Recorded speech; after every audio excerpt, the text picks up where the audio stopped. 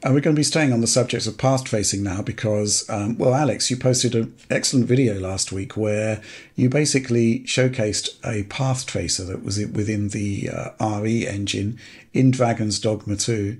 Had issues in some cases, but overall the transformation in lighting was just phenomenal.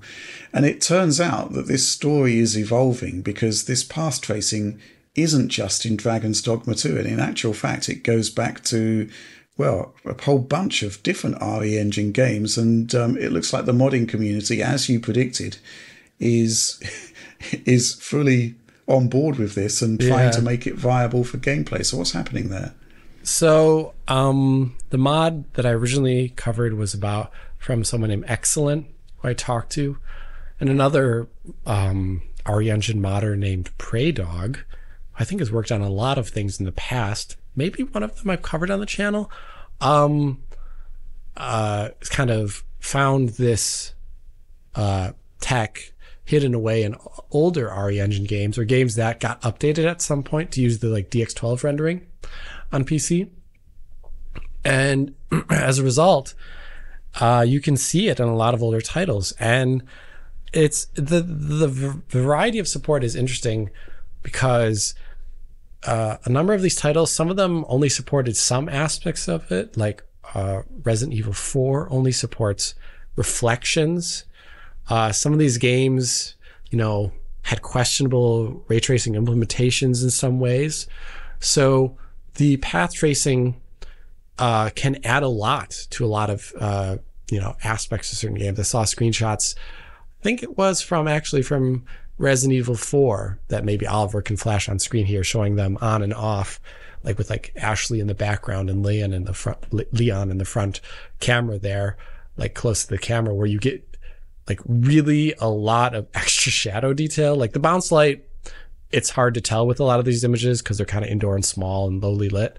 That's Resident Evil games for you, but there's not a big sun bouncing light everywhere.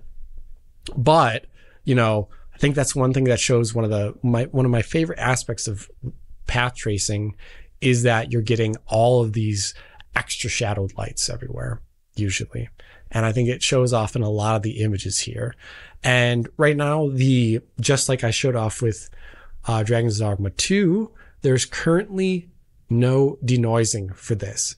Now, I've seen in the background that for Dragon's Dogma 2, that there's denoising work being done to get a denoiser in game, as well as also maybe fix the issue with little local lights, not perhaps contributing to bounce lighting. I've seen that. So maybe this will also come to these other games here too.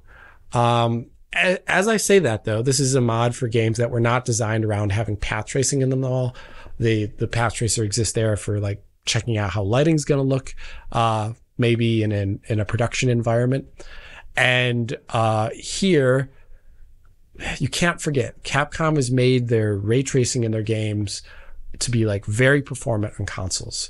So an aspect of that is there's a lot of sometimes objects missing from geometry, missing from things that are being ray traced against to save performance.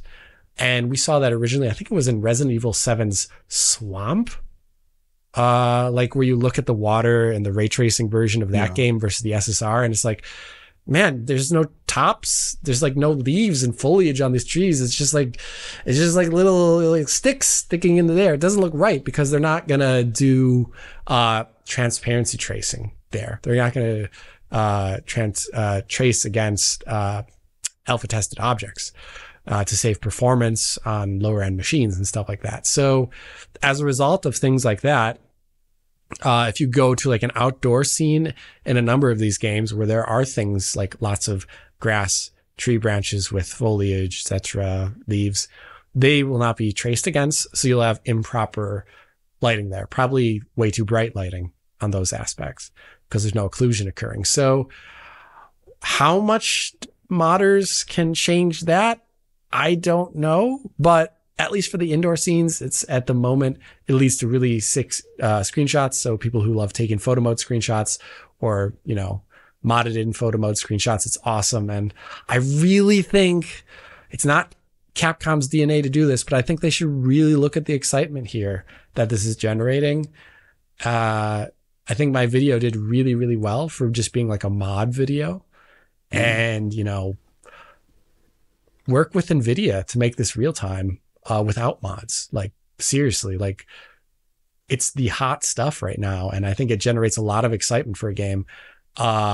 People were very enthused about me showing it off in Alan Wake 2.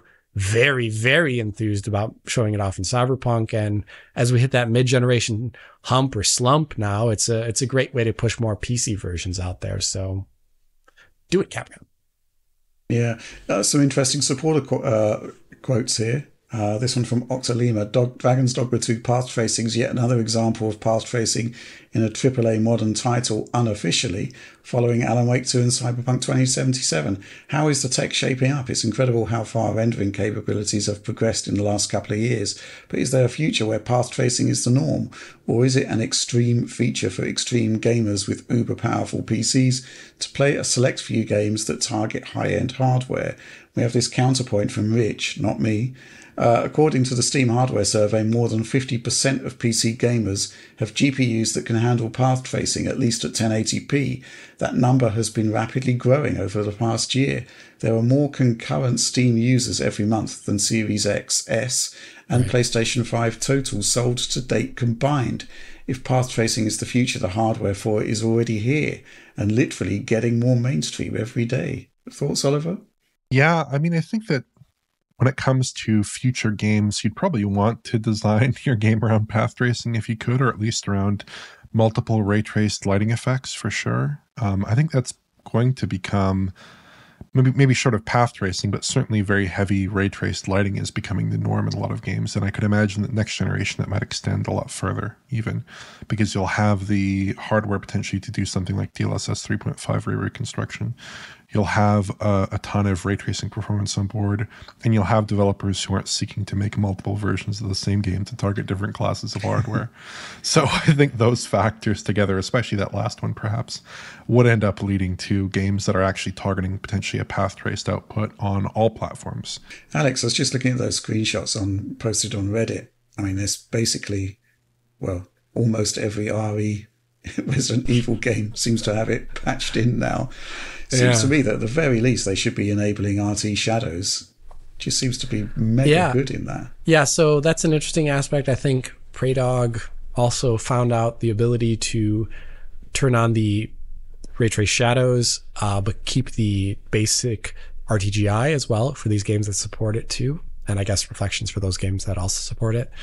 So you can get like a combination of effects here based upon the modding. I don't know if it's in the current version released for DD2. I'm not sure, but let's just hope it applies to these, because like just even ray trace shadows like really up these games. I don't think the shadow rendering quality has been so great in the most recent RE Engine titles. Just like their SSR hasn't been so great. I think they're doing a lot of other things in rendering that are way better. So yeah, Capcom, man, just like Capcom, do it. Regarding the overall trend of path tracing, there's one game that this person forgot, and we all forgot it. What's another path trace AAA game? Can you think of it? Go on. It's Call of Duty Warzone 2. The interstitial loading screens where you can play them path trace.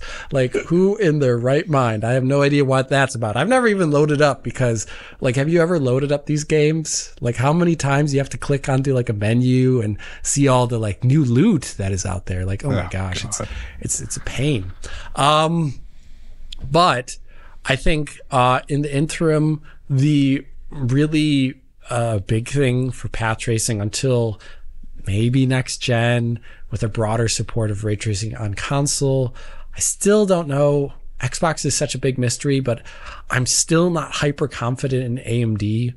Like I just can't be at the moment based upon their previous record. I'm always very conservative regarding like talking about the future. But at least on the PC side, I think there'll be just ever more and more. But in the interim time, where that base isn't there of next-gen consoles being a lot more powerful on the GPU side, I think NVIDIA is going to keep maybe like 2 titles a year that they're going to spruce up, if not more, because they've already seen such great success and probably of how it drives excitement for NVIDIA GPUs and drives sales of these games. And, you know, I think it's a win-win situation for the developer and NVIDIA, engineering time, etc. So, but what those games are, I have no clue. It's already in the Modern Warfare engine, so maybe the next Call of Duty single player campaign. I have no idea. But the next one is going to be Black Ops, so maybe not. I don't know. Okay, fair enough. I guess, you know, when there are substantial improvements and, you know, things that do look kind of shippable, you'll be all over that. Yeah, I'm curious as to the whole denoising thing, how that's actually happening, because it's not an insignificant amount of work that's going into that. Yeah, it must be. I think the idea is like tricking the engine to not think that it, because originally it was using ASVGF when you use RTGI, and ASVGF can technically work on any input. So Right. like, I think it's just tricking the game to think that it's still running RTGI or something.